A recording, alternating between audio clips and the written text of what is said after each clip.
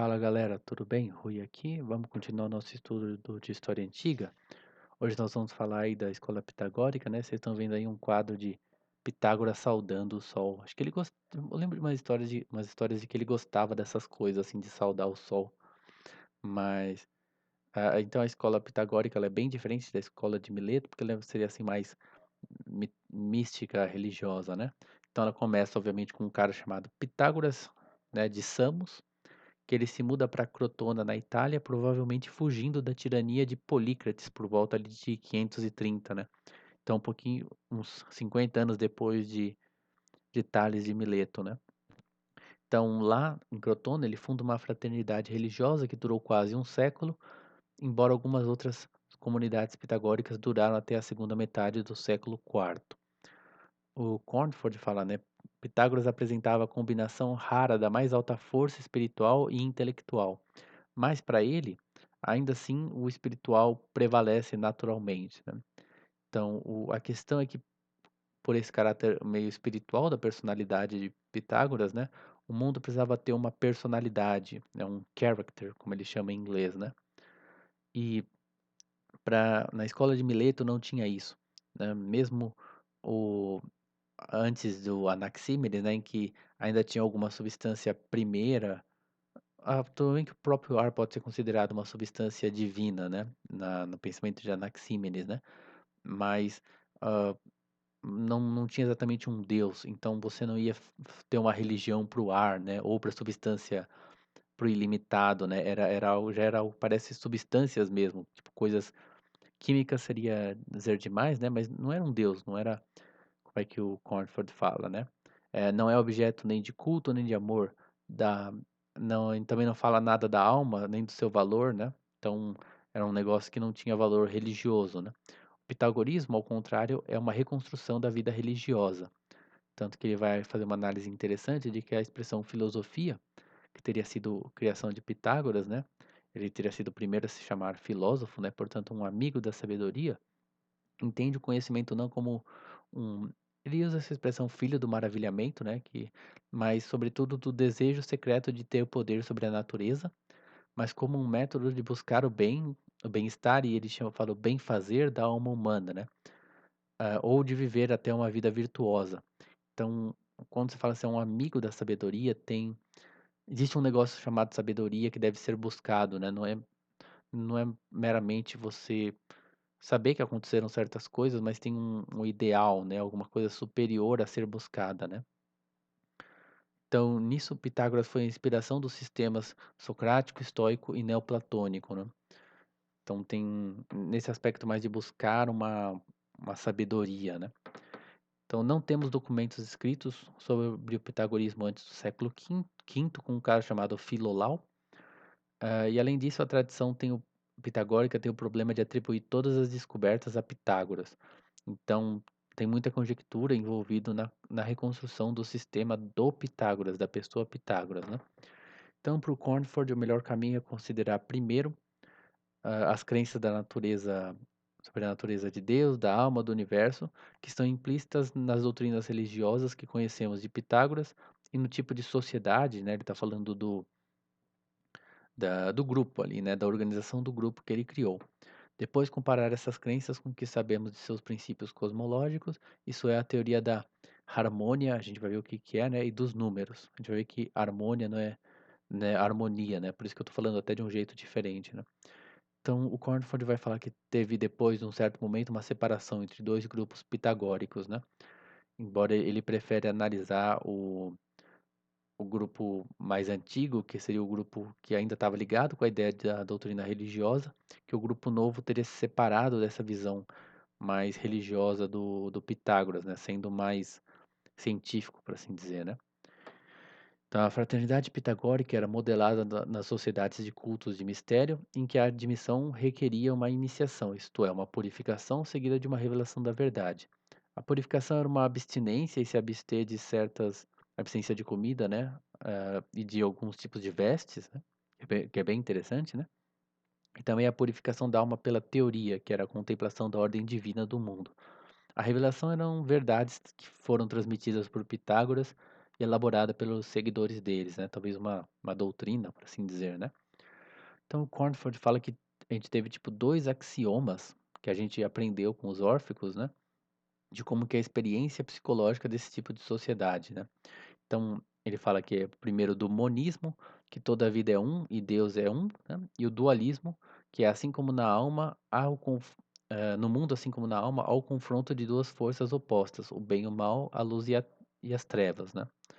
Se você achou isso contraditório, é porque é meio contraditório, né? Ao mesmo tempo você começa com um monismo, mas o Cornford fala, você não consegue negar que existem coisas ruins, então do nada ele vira tipo um dualismo, né? Tanto que ele diz assim: toda filosofia que emerge de uma religião desse tipo está ameaçada em sua coerência interna, porque é um negócio meio estranho, assim, né? Tem um monismo, mas tem forças ruins, né? Então fica estranho.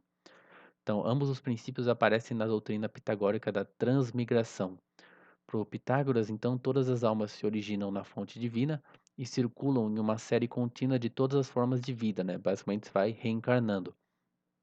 Cada alma, envolta no combate entre o bem e o mal, busca escapar do ciclo purgatorial para um mundo melhor de unidade e repouso, né? Então você vai se purificando através das suas várias vidas. Aí esse cara chamado Aristoxeno fala o seguinte dos pitagóricos: em toda sua definição de conduta, seu objetivo é a comunhão, que ele usa essa palavra homilia, né? Porque a gente de homoi, né? Seria de ser parecido, né? Tipo, ter unidade, né, então comunhão, algo que é comum, né. Então uma comunhão com o divino, esse é seu ponto de partida, toda a vida deles é ordenada conforme o fim de seguir a Deus, e esse é o princípio regente de sua filosofia. Então, imitar a Deus, né, a imitação seria mimesis, né, então imitar Deus levaria à purificação da alma, que dispensaria o ciclo das reencarnações. Então você, eh, tentando imitar Deus pela filosofia pitagórica, você escapa de ter que reencarnar várias vezes, né. A filosofia era o meio de elevar-se dessa condição de reencarnação, né, de penitência, né, e a contemplação da verdade como revelada no universo visível, contemplar a verdade como revelada no universo visível e, sobretudo, na ordem dos corpos celestes. É essa ordem que constitui o cosmos, né? Então, essa ideia de um universo ordenado que é o cosmos, né? Então, o cosmos é essa ordem. O universo é formado por uma lei moral e o fruto de sua contemplação é uma ordem similar na alma do filósofo, isso é, tornar-se como um Deus. Você vai aprendendo essa ordem, imitando ela, né, e vai se transformando como um Deus também, né? A sua própria alma vai aprendendo essa ordem moral, né? A fórmula da manifestação na ordem celeste, reproduzível na alma, é a harmonia, né, ou harmonia, né, que não é a mesma coisa que a nossa harmonia, que tem mais a ver com o sinfonia do grego, né. Então eu vou falar harmonia, né, harmonia só para a gente distinguir, né, não sei nem se é assim que se pronuncia, né, mas harmonia é encaixar, ele fala em inglês fitting, together, né. Então seria ajustar as partes de um todo complexo, em especial a afinação de um instrumento e a escala que daí resulta. Então ele vai, parece que é tipo uma digressão, mas ele vai falar da escala musical, da ordem da escala musical para entender a ordem do universo. Então isso acho que é famoso também, o Pitágoras encontrou as relações musicais, né, que eram a oitava, a quarta e a quinta. Então você pega ali uma corda, né, você divide no meio, você tem a oitava, que na verdade é basicamente a mesma nota, só que uma oitava mais aguda, né, é a próxima vez que você encontra essa nota, né. Então também teria esses 3 outros 2 intervalos que são a quarta e a quinta, de acordo com essas proporções. Então se você divide uma corda em 3/4, você produz a quarta do original e em 2/3 a quinta do original. Aí você multiplica todas essas, você tem tipo 1, 3/4, 2/3 e 1/2. Você multiplica tudo por 12 para transformar em inteiros, fica esses números 6, 8, 9 e 12. Então, basicamente, esses números eram fixos, né? E os outros números vão definir a escala. Ainda hoje a gente tem bastante disso, mas acho que agora, nem todos esses números são fixos também, né? Mas aí já é teoria musical, né? Então, basicamente, vai ter, voltando agora para a ideia de harmonia, né? Porque você vê que então a música é regida por essa proporção. Então, o princípio da harmonia aparece revelado como um princípio invisível de ordem e concordância, idêntico com o sistema de números ligados por razões. O sistema é limitado externamente pelas oitavas e internamente pelas médias, que se você pegar os dois números que estão no meio, que é o 8 e o 9, eles são as médias aritmética e harmônica dos dois números que estão em volta, que é o 6 e o 12. Então você tem como se fosse dois extremos e um meio, e a música tá tipo ali no meio, né, dessas coisas. Então, o campo infinito do som é reduzido à ordem pela exata e simples lei da proporção de quantidade. Essa ordem, a partir da mistura de opostos, apareceu depois na teoria médica, né, de você ter ali, se não me engano, é dos temperamentos, né, de você ter uma harmonia nos temperamentos, e na ética com a virtude como moderação entre extremos de Aristóteles, que você tem então os dois extremos que são a, a oitava, né, e o meio que é só a quarta e a quinta. Nesse último, que é o Aristóteles, né, também tem a contemplação, isto é, a teoria, teoria é o nome de contemplação, né, que também pode ser vista como uma influência pitagórica. Então, Filolau acreditava que a própria alma era a harmonia, né? Filolau é esse cara que é um pitagórico que escreveu um monte de coisa sobre pitagorismo pra gente, né? Essa é uma crença que também pode ter vindo de Pitágoras, então, de que a própria alma era uma harmonia, né? A alma, como um sistema de partes que podiam estar relacionados em concordância ou discordância, era provavelmente entendida como um princípio organizador do corpo. Assim como uma escala não é destruída com a destruição de um instrumento, né? Porque a escala é uma regra, né, de como afinar instrumentos, né? Então, ela não é destruída com a destruição de um instrumento, é capaz, porque ela pode ordenar vários eles, também a alma não era destruída pelo corpo e podia passar por vários corpos de maneira consistente com a doutrina da transmigração. O próprio universo teria uma alma e uma harmonia, possuindo uma proporção numérica que ela era reproduzida pela alma. Então, o universo tem uma ordem matemática, né? Que nem a música também tem uma ordem matemática, e a alma então imita ela. Então, a maneira como ela vai aparecer é nesse símbolo da tetra, se eu escrevi isso, era tetractis, ou tétrade, né?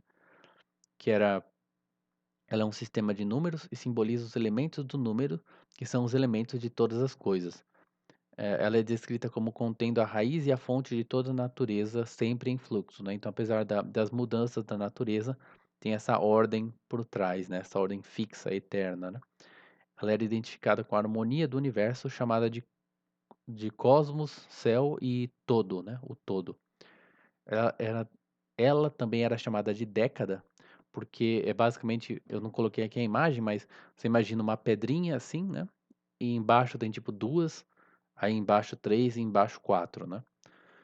Como ele diz aqui, ele era representado por pedras organizadas em um triângulo equilátero, totalizando 10 pedras, né? Então fica um triângulo todo certinho assim, né? Então são 10. 1 mais 2 mais 3 mais 4 dá 10.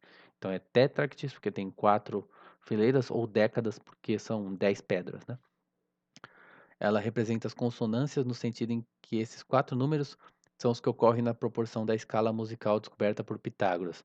Então, entre um e 2 seria a proporção de um para 2, que é a oitava. Entre 2 e 3 é a quinta, né, que era 2 terços.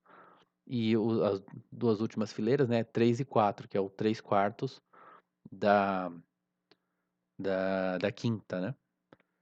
Então ele fala também que ele abarca toda a natureza do número, porque todas as nações contam em decimal. Eu acho que é quase certeza que isso está errado, mas o que é interessante é que, segundo Aristóteles, a tétrade também simbolizava os elementos do número, que são o par, que é ilimitado, e o ímpar, o par é ilimitado e o ímpar é limitado, ou o limite, né? E o um, que é a mônada, para eles não era nem par nem ímpar, né? Que ela era os dois, né? Ela é os dois, na verdade, o limitado e o ilimitado vêm da mônada. Então, uma explicação melhor seria assim: a díade, que é o número 2. Ele vai começar explicando no número 2, tá? Mas o 2 é um princípio mau e feminino. Seria assim, na divisão dos números, o par, quando partido em qualquer direção, deixa dentro de si um princípio receptivo ou espaço vazio, né? Sem mestre e sem número, mostrando que é defectivo e imperfeito. Então você tem o ilimitado e imperfeito, né? Ou um vazio, né? algo que não tem ordem, por assim dizer. E você tem o oposto disso, que é o 3, que é a tríade, que é o limite, o masculino é a ordem, né, limitado nesse sentido de determinado, né, tem ordem, né. E aí os números 5 e 6 são símbolos dessa ordem, né, mas o que importa basicamente é o 2 e o 3, né.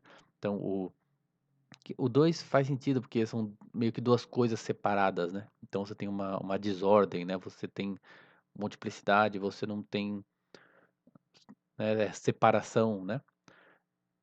E o 3 já seria a ordem. Então a mônada, voltando para o 1, né, é igualmente par e ímpar ou bissexuada. Ela possui em si os 2 opostos, que são os elementos do número que procedem dela. Então você tem a mônada, que é o 1, e o 2 e o 3 saem dela.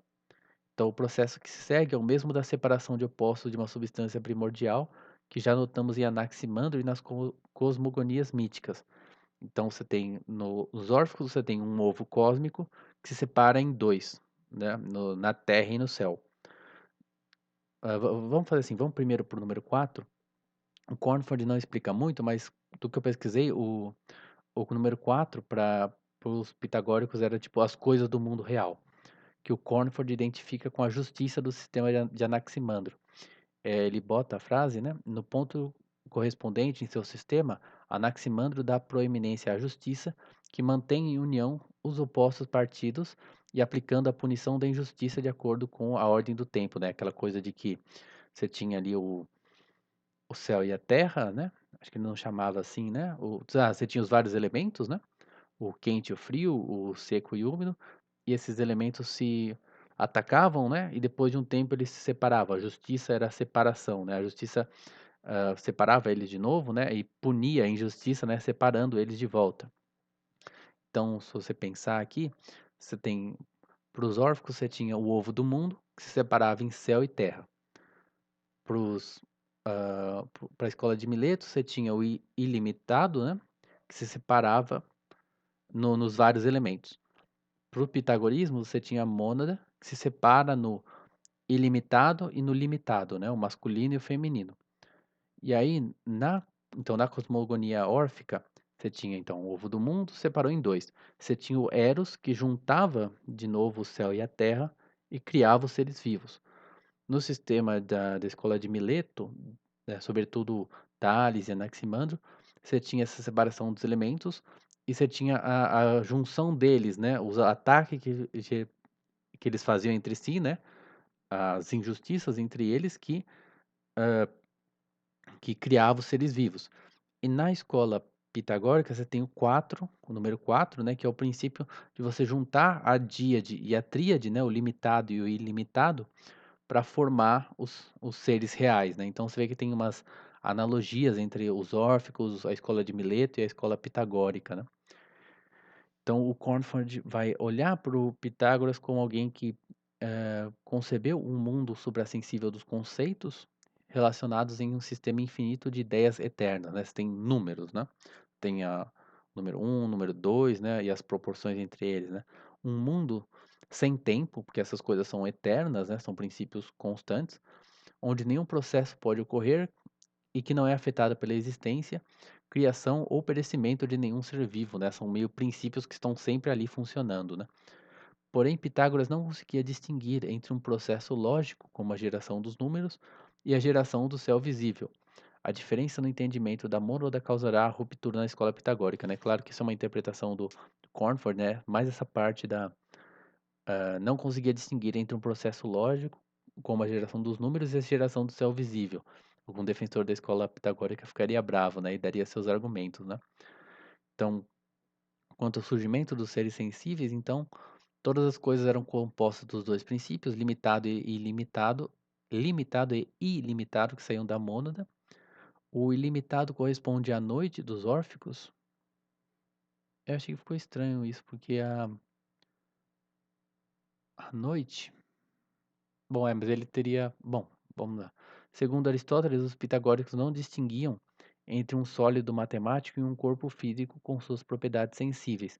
Então eles falavam assim: o número um é um ponto, né? O 2 é uma linha, o 3 é um triângulo, né, que é a primeira superfície, e quando você pega o número 4, você imagina um triângulo num plano, né, e você bota, tipo, um ponto em cima, tipo, fora do plano, né. Então você forma uma pirâmide de lado triangular, né, de base triangular. Então você formou uma substância, um corpo físico, né, que para eles era basicamente como você formava o universo a partir de números. Então é isso, galera. Por hoje é só, espero que tenham gostado. Podem curtir, compartilhar, comentar. Até a próxima. Valeu!